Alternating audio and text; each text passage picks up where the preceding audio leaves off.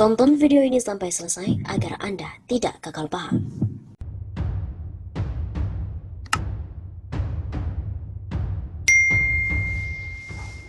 Mungkinkah Jokowi akan mundur? Tanggal 12 Mei 1998, 3 mahasiswa Trisakti Jakarta ditembak.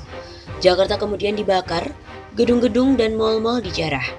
Jakarta rusuh, tidak bisa dikendalikan dan korban berkelimpangan. 21 Mei 1998, Presiden Soeharto pun mundur. Soeharto memang dikepung lawan-lawan politiknya dari berbagai arah. Mahasiswa-mahasiswa menduduki gedung DPR MPR, beberapa menteri juga mengundurkan diri dan puncaknya, beberapa tokoh Islam mendesak Soeharto untuk mundur. Meskipun TNI dan polisi berdaulat penuh mendukung Soeharto, pemimpin dari Yogyakarta ini pun tahu diri.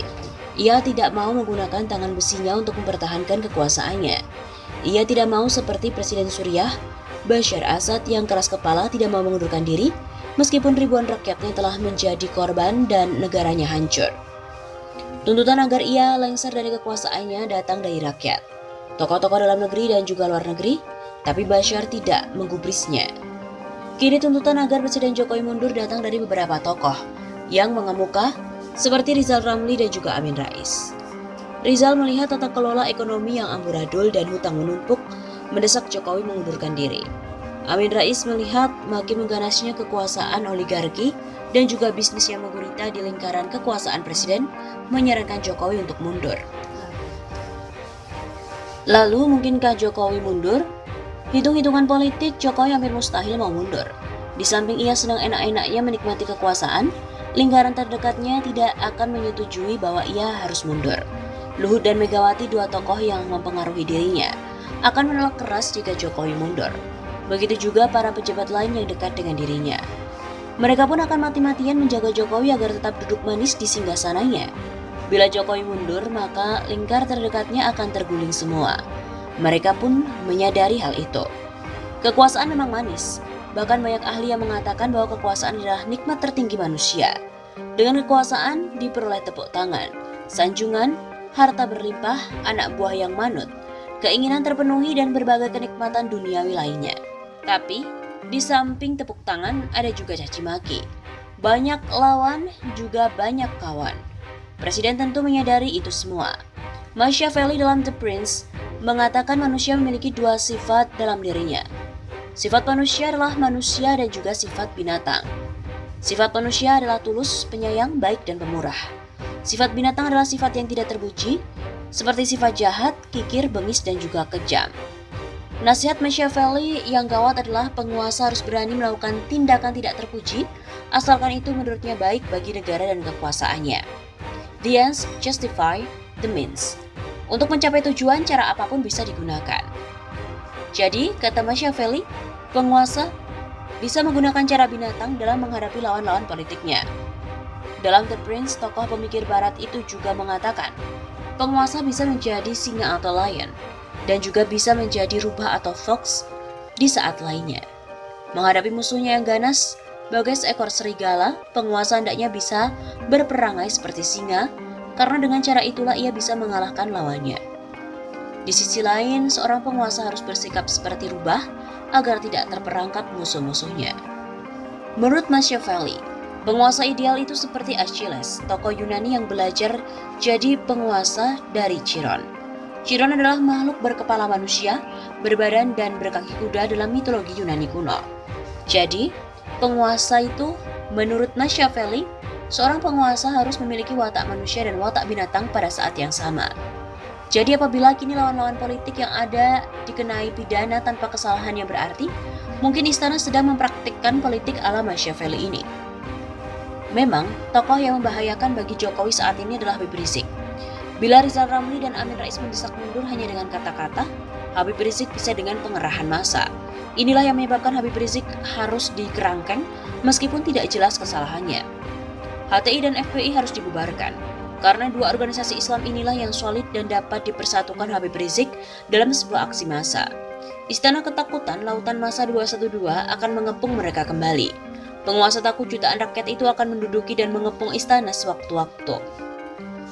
Inilah mungkin yang menjadi salah satu sebab kenapa kelompok oligarki istana ngotot ibu kota negara harus dipindahkan ke Kalimantan.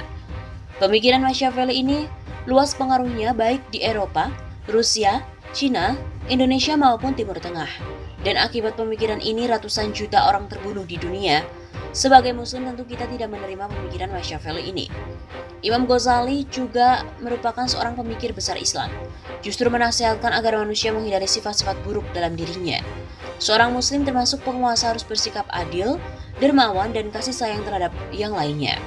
Seorang penguasa adalah seseorang yang mendapatkan amanah dari Allah dan rakyatnya untuk berbuat seadil-adilnya.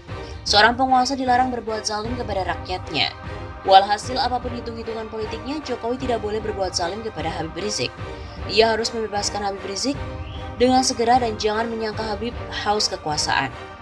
Habib pun insya Allah akan bijak menghadapi Jokowi dan akan sabar menunggu pergantian kekuasaan sampai 2024.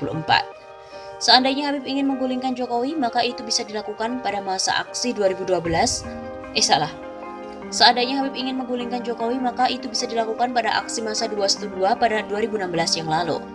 Habib juga hanya ingin negeri ini damai, adil dan makmur, dan Habib hanya ingin membangun organisasinya dan dapat berdakwah seluas-luasnya di negeri ini.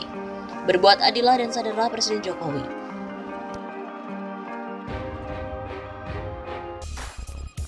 Lembaga LP3ES membuat sebuah daftar 37 pernyataan blunder pemerintah soal corona. Lembaga Penelitian, Pendidikan, dan Penerangan Ekonomi dan Sosial atau LP3ES menilai pemerintah mengeluarkan sejumlah blunder pernyataan selama pandemi virus corona atau COVID-19. Pernyataannya dinilai blunder ini dikeluarkan sejak fase awal krisis virus pada akhir Januari yang lalu.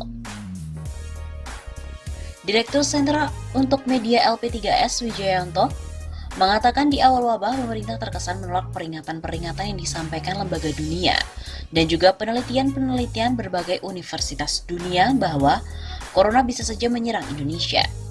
Ia menyoroti pernyataan Menteri Terawan Agus Putranto yang dianggap meremehkan virus tersebut.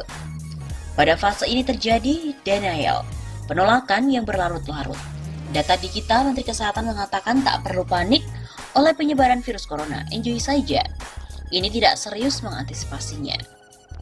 Begitu kata Wijayanto pada hari Senin 6 April. Selain itu, Terawan sebut Wijayanto juga terkesan menolak rekomendasi Universitas Harvard pada 11 Februari yang lalu, di mana mereka mengatakan corona seharusnya sudah masuk ke Indonesia. Dan Menteri Kesehatan malah mengatakan wah itu menghina. Lagi-lagi itu sebuah denial. Begitu kata Wijayanto. Wijayanto juga menyinggung statement dari Menko Polhukam Mahfud MD soal corona. Mahfud, kata Wijayanto, berkomentar di media sosial, COVID tak sampai ke Indonesia karena perizinannya berbelit-belit. Luhut juga mengatakan corona kan sudah pergi dari Indonesia. Jadi lagi-lagi pernyataan yang menggampangkan. Serta Kepala BNPB juga mungkin karena kita sering minum jamu, sehingga kita baik-baik saja. Begitu tutur Wijayanto.